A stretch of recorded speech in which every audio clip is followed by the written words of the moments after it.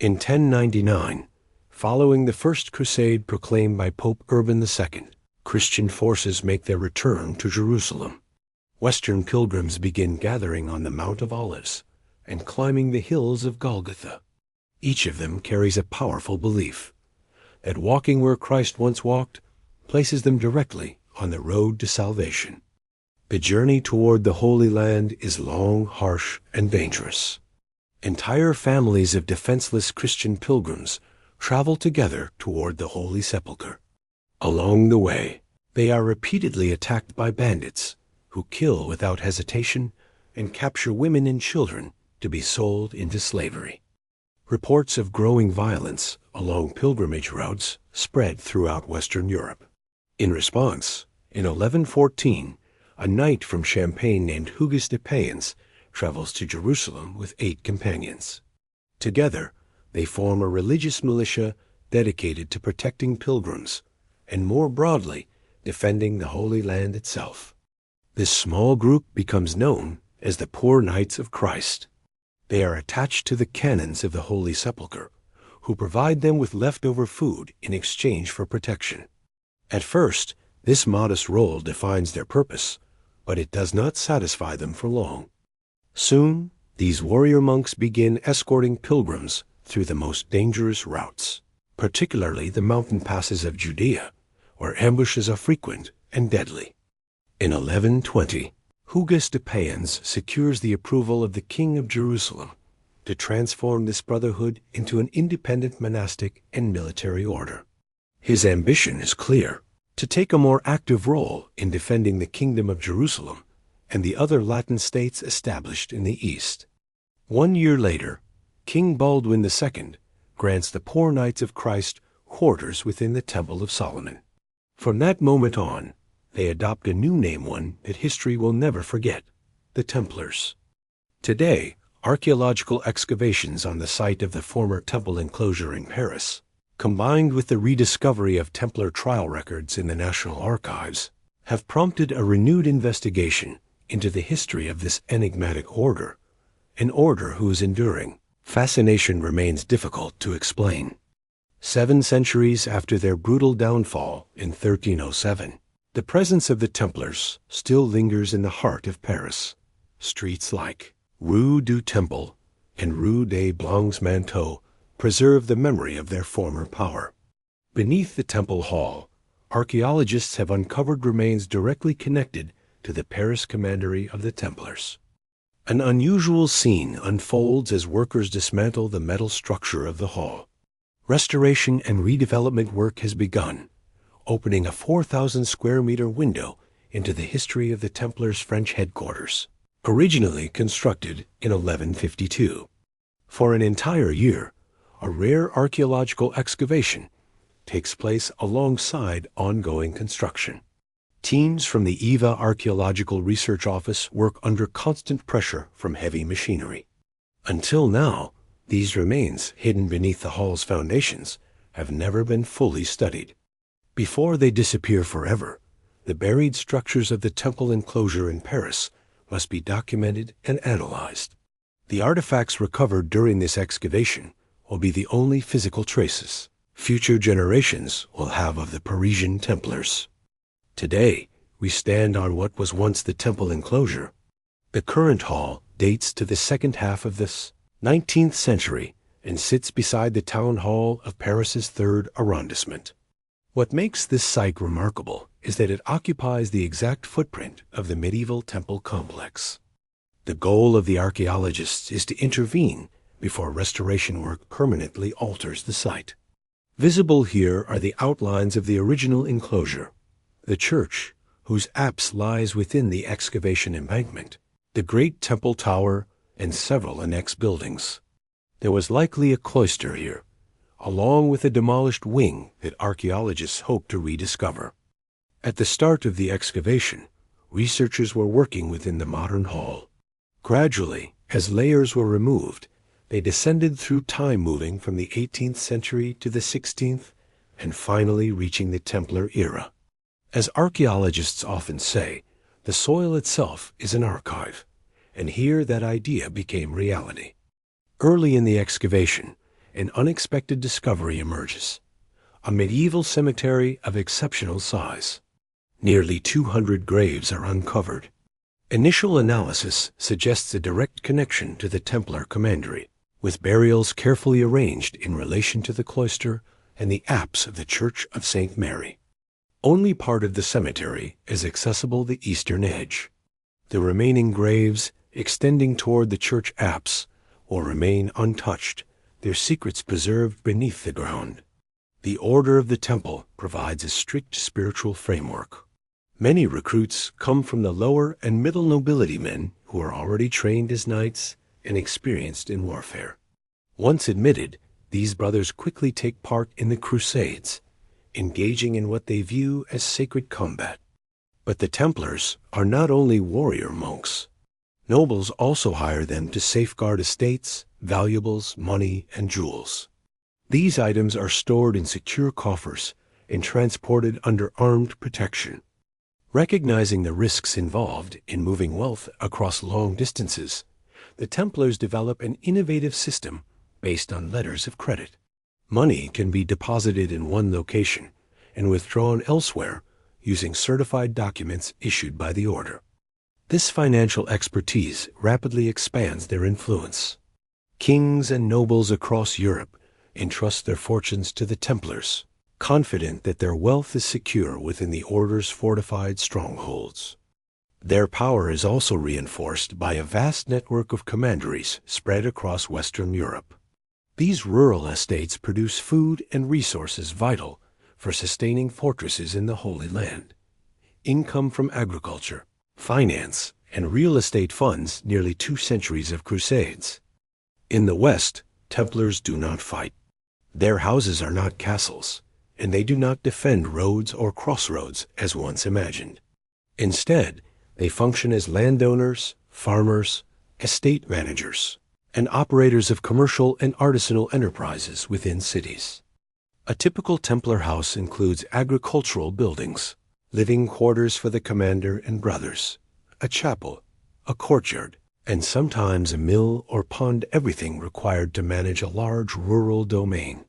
These houses serve both as communal living spaces and as administrative centers for their lands. The commandery represents the basic unit of administration, overseen by provincial authorities, all ultimately governed by a central leadership. The Order of the Temple stands as one of the earliest attempts to shape a spiritual life fully adapted to the secular world. Its rule defines daily obligations, discipline, communal living, and the path toward salvation. To join the temple is, above all, to seek redemption. Built in 1176, the Templar Church of the Commandery of Arville remains one of the oldest surviving examples of Templar architecture in France. Carefully restored, the site offers a rare glimpse into the richness and sophistication of Templar architecture.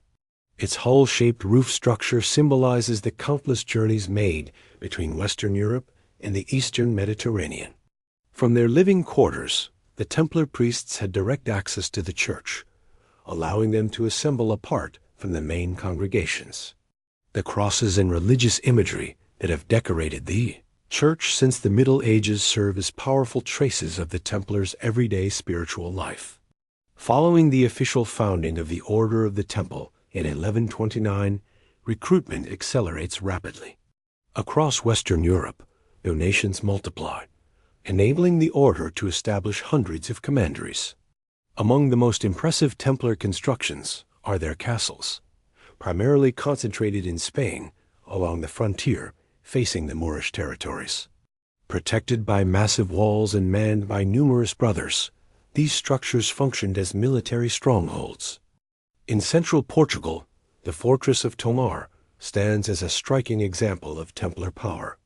Its circular church, modeled after the Holy Sepulchre in Jerusalem, reflects both symbolic devotion and architectural ambition. In Paris, within the temple enclosure, the King of France stores the royal treasury. In England, the crown's wealth is kept at the New Temple in London. Meanwhile, the crown and archives of the King of Aragon are secured within the Templar fortress of Monzon. The Templars also established themselves in key ports, Recognizing the vital importance of maritime links with the Holy Land, ships depart laden with goods produced by the commandery's grain, livestock, horses, oils, and wine sailing from ports such as Collier, Marseille, and Genoa. These vessels transport not only supplies, but also newly recruited warriors destined for the eastern fronts.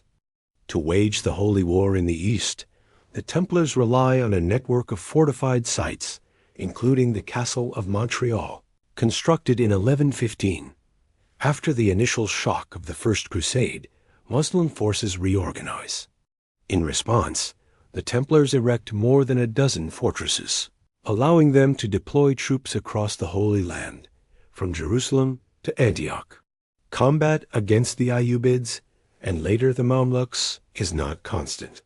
Over 2 centuries of conflict, only around 20 major battles take place, including the Battle of Hattin, where the combined forces of the Franks and the Templars are nearly destroyed. Most of the time, warfare consists of raids and skirmishes, sustaining a permanent state of tension between the Frankish and Muslim states. The Templars operate as a professional fighting force. Contemporary sources emphasize their military discipline, cohesion, and constant readiness. They are described as being among the first to engage in battle and the last to withdraw, phrase that appears repeatedly in medieval accounts. Fighting does not only occur on open battlefields. Marching formations are frequently harassed and attacked, and sources detail how armies organize themselves while on the move. Warfare includes ambushes, retreats, victories, and numerous defeats. In loss, many soldiers are killed or captured, and escape becomes a desperate necessity. However, fleeing is strictly forbidden as long as the Gond Fanon, the banner of the temple, remains raised. To abandon the field under those circumstances is considered a grave offense. In Paris, the National Archives safeguard the most significant collection of documents related to the Order of the Temple. Around 500 rare and invaluable records trace the Templars' history from their founding in 1129 to their sudden destruction in 1307. Some of these unique documents require meticulous care to ensure their preservation. Today, Guylaine Brunel, curator at the National Archives, opens the doors to the restoration workshops. Several exceptional documents offer critical insights, helping researchers better understand the role the Templars played during the 2 centuries when their influence reached its peak. Among these records is a letter addressed to King Louis IX. It is signed by the Patriarch of Jerusalem, the Grand Master of the Templars Thomas, Erard, one of the most prominent figures of the 12th century, and the Grand Master of the Hospitallers. The letter requests financial assistance to cover debts incurred in support of the Holy Land. The document was issued from Acre, which became the capital of the Latin states in the east following the fall of Jerusalem. It features the Patriarch of Jerusalem in exile, alongside the leaders of both military orders, the Templar Grand Master, represented by the iconic image of 2 knights on a single horse, and the Hospitaller emblem. The Templars often advanced funds to pay military contingents. Acting as intermediaries between monarchs and the Holy Land, they could secure loans from Italian merchants or draw upon their own reserves. These records provide valuable insight into the financial systems that sustained crusading armies. One particularly revealing document is a papal bull from the early 12th century. It states that the faithful who donate money or resources to the Templars will receive absolution for their sins. At the top of the document appear figures of St. Peter and St. Paul, while the name of Pope Celestine II is inscribed at the bottom. Just a few streets away from the National Archives, the framework of the former Temple Market Hall gradually emerges. Archaeologists have been excavating the site for 2 months. Foundations belonging to the communal buildings of the enclave come to light, revealing the organization of the Parisian commandery, once located outside the medieval walls of Philippe Auguste. The teams uncover the apse of the Church of St. Mary of the Temple, sections of the cloister, and elements of the Grand Prior's altar. The boundary wall of the medieval cemetery is also revealed. Together, these architectural remains allow archaeologists to reconstruct the layout of the temple enclosure with remarkable precision. Temple Square was divided into 3 zones, as was the archaeological intervention, allowing multiple activities to proceed simultaneously. In this area, researchers encounter the remains of a circular structure whose existence was already documented. The foundations confirm its presence. From the 12th century onward, this land was granted to the Templars by the king, who filled it with drainage channels, some of which have now been uncovered. Since the 12th century, the temple enclosure in Paris enjoyed tax-free status. This quickly attracted merchants, who settled there in large numbers. The circular market structure was designed to house shops in cleaner and healthier conditions. As the excavation progresses month by month, archaeologists continue to peel back layers of history. One particularly significant discovery is a hydraulic system featuring pressurized water distribution throughout the enclosure. Although historical texts mention such a system, physical evidence had never been found before making this a groundbreaking discovery. Members of the clergy had access to running water, an extraordinary luxury for the period. Researchers also hypothesized that the Templars may have provided water to local residents. The site's proximity to what is now Rue de la Fontaine, Rouen, supports references indicating that the Templars supplied fountains serving nearby inhabitants. The importance of clean running water cannot be overstated. In the Middle Ages, access to such a resource was exceptionally rare and difficult to achieve. The discovery of 6 wells, dug after the Templars occupied the site, further intrigues researchers. These wells are examined closely and cross-referenced with archival records. Their construction dates coincide with the dispute between the Templars and their neighbors, the monks of Saint Martin des Champs, who relied on the same hydraulic network. When water flowing through the commandery is cut off, the monks are forced to dig their own wells, explaining their sudden appearance in the archaeological record. Week after week, successive teams of archaeologists uncover new structures. Among the most remarkable finds is a perfectly preserved underground cellar, directly connected to the Church of St. Mary of the Temple.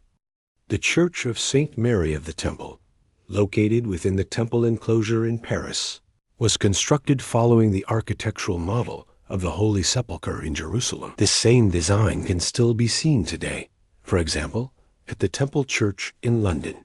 That building is the most well-known of England's Templar churches, even though many others once existed. Because it continues to host services every Sunday, it is easy to forget that it was originally a Templar foundation. The Templars deliberately modeled their churches after the Holy Sepulchre so that believers in the West would remember what the order had accomplished in the East to defend Christianity. Pilgrims traveling to Jerusalem went above all to see the Holy Sepulchre, the empty tomb where Christ's body was absent on Easter morning, symbolizing the resurrection. The message was clear. This was the heart of their mission. They protected pilgrims and defended the Holy Sepulchre itself. The Temple Church in London contains a remarkable collection of well-preserved effigies, known as gisants. However, their identities remain uncertain. When researchers examined them closely in the 1840s, most of the painted shields and armor that once identified the individuals had already disappeared. During the 19th century, historians and antiquarians studied these effigies in an effort to determine who was buried there. Written sources describe powerful nobles from the 13th century laid to rest in the church dignitaries and major supporters of the order. Among them was William Marshall the Elder, a prominent figure who took part in the Crusades around 1180 and served as an ally to Richard the Lionheart, King John, and King Henry III. He was one of the most influential figures of his time. As far as is known, none of the tombs attributed to Templars bear names or identifying marks, which means their occupants remain anonymous. It is assumed that English masters of the order were buried there, but the exact locations of their remains are unknown. The frequent flooding of the ground beneath the church would likely have prevented long-term preservation of bodies. For this reason, archaeologists do not expect to find intact Templar graves beneath the effigies. Across the entire excavation of Temple Square in Paris, more than 600 burials from the modern period were uncovered. Beneath them, archaeologists found 179 medieval graves. For the Templar period, several burial practices are evident, indicating multiple funerary rites. The earliest graves uncovered were anthropomorphic simple pits dug to match the shape of the human body. Approximately 90% of the individuals were male, a figure consistent with what would be expected from a male religious community, such as the Templar monks. This strongly suggests that the burials belonged to members of the temple commandery. In many cases, including examples from Temple Church in London, higher-ranking individuals were buried inside the church itself. This allowed archaeologists to study those who lived within the enclosure, but were not necessarily among its elite. The placement of graves and analysis of skeletal remains indicate a population engaged in a wide range of activities. People who supported the daily functioning of the enclave rather than its upper leadership. From an archaeological perspective, the approach is deliberately pragmatic. Researchers are aware of the legends, but do not expect to uncover the Templars' lost treasure or evidence of dramatic executions. The objective is to understand daily life through objects, architecture, spatial organization, burial practices, and ritual behavior. The goal is also to determine how the Templars settled the area and whether the land was originally marshy. The excavation, therefore, examines not only the Templars themselves, but also the centuries that followed. Among the ceramic artifacts discovered particularly in a cellar and a nearby refuse, pit archaeologists found large Parisian pitchers of varying sizes, typical of the late 13th and early 14th centuries. Small polylobed cups, likely used for serving drinks, were also recovered. These items were found discarded, suggesting they were thrown away during later redevelopment. It is believed that when the Hospitallers took over the sites, they reorganized the enclosure and cleared out many remaining Templar possessions. The ceramics found in these refuse contexts most likely belonged to the Templars. The excavation began 6 months ago, and the quantity of everyday objects uncovered is exceptional. These artifacts, dating to the 13th and 14th centuries, are remarkably well preserved. They provide insight into ceramic production techniques of the period, as well as dining customs within the Parisian commandery. Out of the 179 medieval graves, nearly 20 contain ceramic objects. These findings offer clues about burial rituals. Very few personal belongings were discovered, which aligns with monastic practices. As monks, Templars were not buried with weapons or personal effects. Different burial methods provide additional information. Items such as linen pins or belt buckles indicate whether individuals were buried, wrapped in cloth, or dressed. Ceramics found near graves reveal elements of the funerary ritual. Small incense vessels, pierced and bearing traces of burning, clearly served a ceremonial purpose during burial services. Excavation of the cemetery continues, and one grave located close to the apse of the Church of St. Mary of the Temple has drawn particular attention. Constructed with ceramic elements and surrounded by numerous incense pots, it could only belong to a high-ranking member of the order. Identifying this individual is difficult due to limited evidence, but the discovery of a bronze belt loop provides a crucial clue. This object suggests the Templar may have been buried wearing a white mantle marked with a red cross, the emblem of the Order of the Temple. The grave's proximity to the apse recalls similar burials at Temple Church in London, where certain tombs were placed near the church's most sacred spaces. Such positioning reflects elevated status. Could this individual uncovered in Paris have been a dignitary of the order? As restoration begins, Conservator Marion Bernard reveals the metal beneath layers of corrosion. Chemical treatment shows that the loop is not only bronze, but gilded. Dating confirms that its owner lived within the enclosure during the 13th or early 14th century. After hours of meticulous restoration, decorative details emerge that underscore the object's prestige. These discoveries once again draw parallels with London, where the effigy of a high-ranking English Templar displays a belt loop strikingly similar to the one found in Paris. Taken together, these elements suggest that the Parisian Templar received special treatment at burial. Archaeologists may indeed have identified a dignitary of the temple enclosure of Paris. The excavation now reaches the very edge of the cemetery at its easternmost boundary. What we are actually doing here is defining the precise boundaries of a funerary zone. Each grave tells a different story through the position of the skeleton, whether it has been disturbed or intersected by later constructions, whether it was intentionally built or cut by more recent burials. We examine whether a coffin was present in the grave pit, whether there are traces of restraints, wooden elements, or lintels. Across all periods, from modern times back to the Middle Ages, our questions change, and so do our expectations. Quite honestly, the work is anything but repetitive. On the contrary, it is constantly engaging. This medieval cemetery, studied in the very heart of Paris, along with the excavation of the Templar graves and their associated objects, highlights the essential role of archaeological research. The evidence uncovered about Templar burial practices is unique.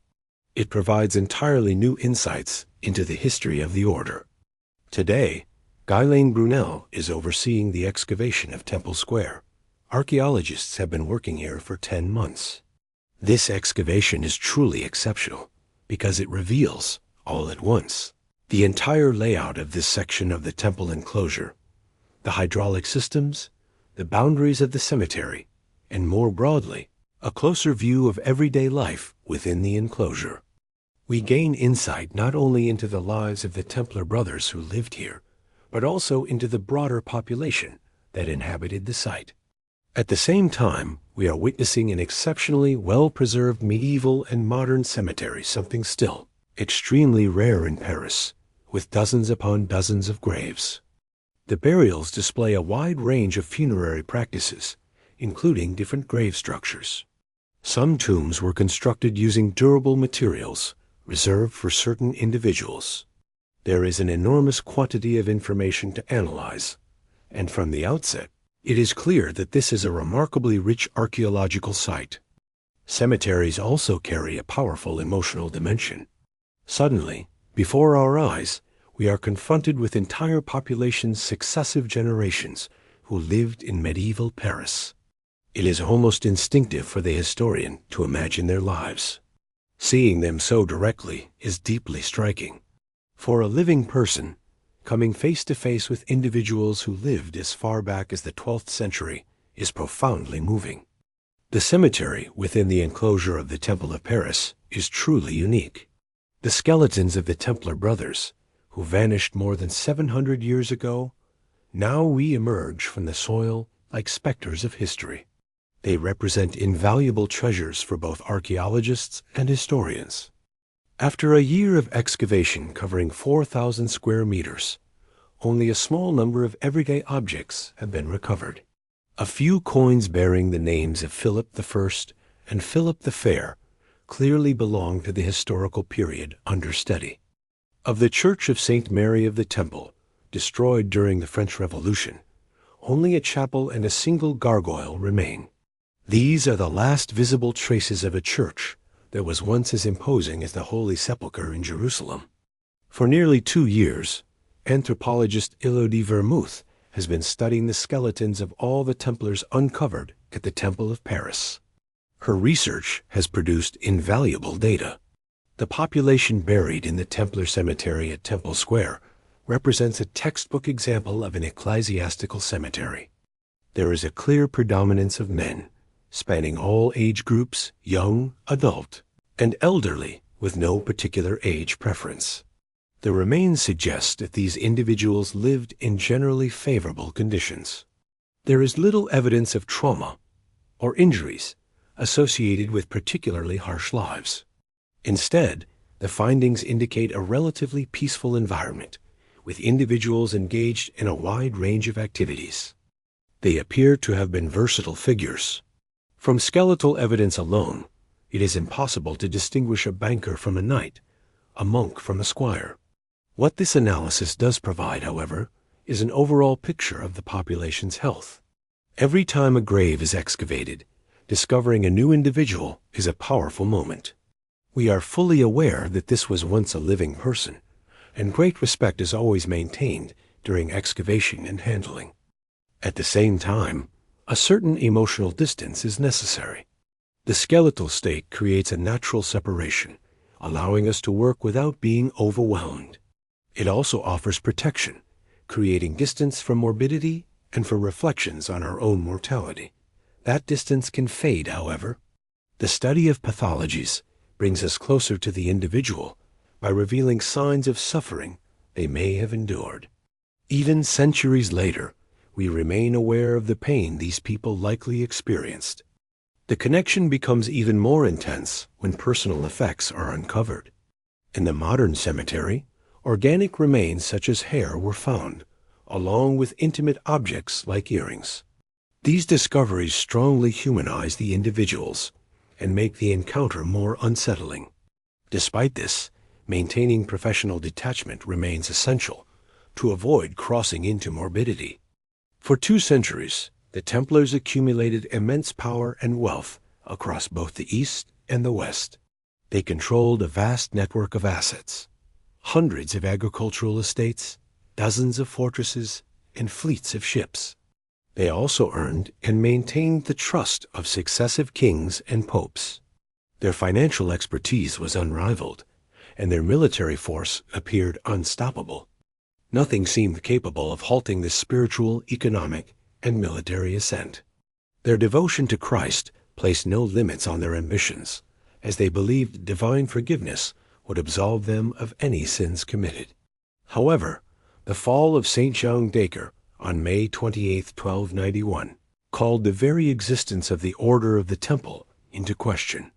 Without the Holy Land, how could the order justify its purpose? What role could such a powerful organization play once its mission had vanished?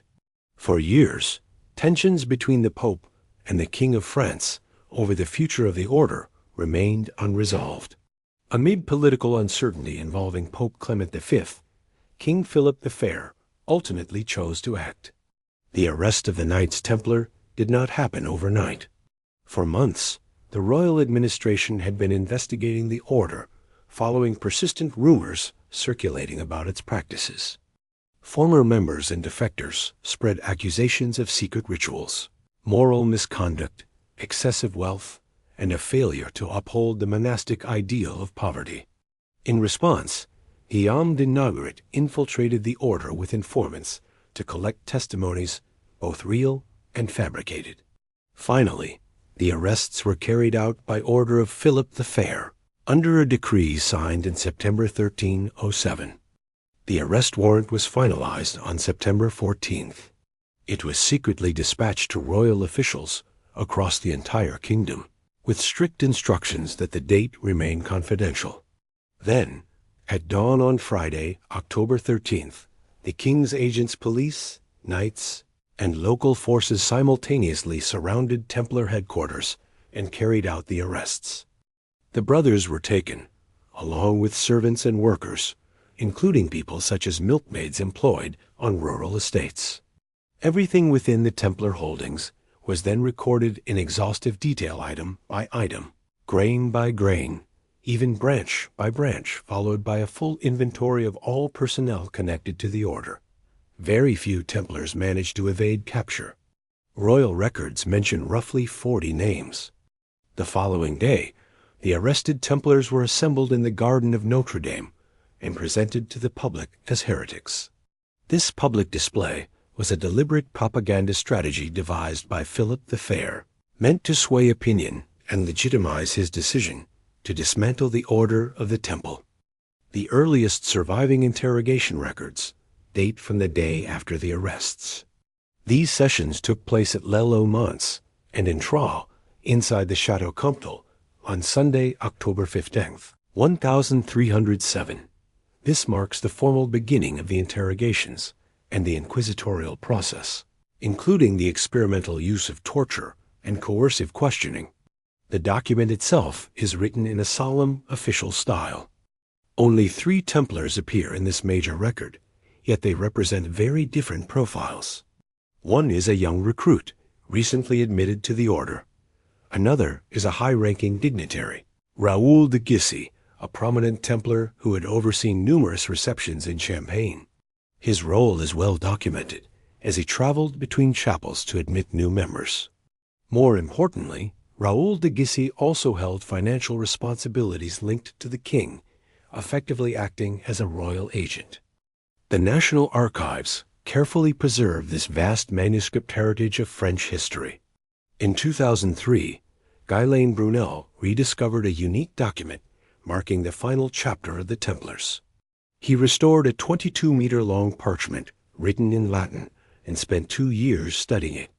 This rare and invaluable document is what he reveals today, offering crucial insight into how the Order of the Temple came to an end. What I have just completed is the transcription of verbal interrogations of Templars imprisoned in Paris, questioned by royal police and the Inquisition beginning on October 19, 1307, just 6 days after the arrests. These interrogations were conducted under the authority of the Inquisitor of France, who had received direct papal permission to investigate crimes of heresy. King Philip the Fair instructed this inquisitor, who also served as his confessor, to initiate accusations of heresy and question the Templars accordingly. Among these prisoners, the most affecting cases are those we know were subjected to torture. Even more striking, however, are the 4 Templars out of 138 who never confessed anything at all. These men were remarkably resilient. They insisted that nothing improper had occurred, and that all accusations against them were false. 2 of them were still imprisoned 3 years later, having never yielded. These individuals resisted entirely. While they represent a minority, their example is extraordinary. The Templars were arrested based on several core accusations, particularly regarding initiation rituals for new members, which lay at the heart of the case. They were accused of forcing recruits to deny Christ during their reception, to spit on the cross, whether painted or sculpted, and to engage in obscene kisses with the officiating brother, on the mouth, the navel, and the lower back. They were also accused of worshiping an idol during their general chapter, a statue whose exact appearance remains unknown. In essence, they were charged with maintaining a hidden relationship with the devil. Most Templars were released after confessing their supposed crimes. Historians estimate that around 1,000 Templars were arrested across the kingdom. Of these, approximately 80 or 90 were executed. These were classified as relapsed heretics men who had initially confessed and later withdrew their statements. In May, a major execution saw 54 Templars burned, followed by smaller executions in the provinces. Among those put to death were figures such as Jacques de Molay, executed in 1314. Those who never confessed were deemed irredeemable. They were denied absolution by the Church, received no mercy from the king, and were sentenced to life imprisonment in what the Inquisition called the Perpetual Wall. The Council of Vienna represented the culmination of all investigations carried out by papal commissions against the order. Its purpose was to determine whether the Templars were guilty, and, if so, what measures should follow. The final decision was that the order would be abolished without a formal condemnation. In March 1312, the Pope explained that the evidence did not allow him to declare the order heretical. However, after 5 years of damaging proceedings and widespread defamation, the order had become useless to the Church. He rejected this judgment and retracted his confession. Geoffroy de Charnay. At 71 years old, Jacques de Molay, the final Grand Master of the Temple, was sentenced to life imprisonment. He rejected this judgment and retracted his confession. The preceptor of Normandy did the same. When Philip the Fair learned of this reversal, he reacted with fury and ordered their immediate execution. That same evening, they were burned alive on the Isle de la Cite. This execution, carried out on March 18th, 1314, marked the definitive end of the Order of the Knights Templar.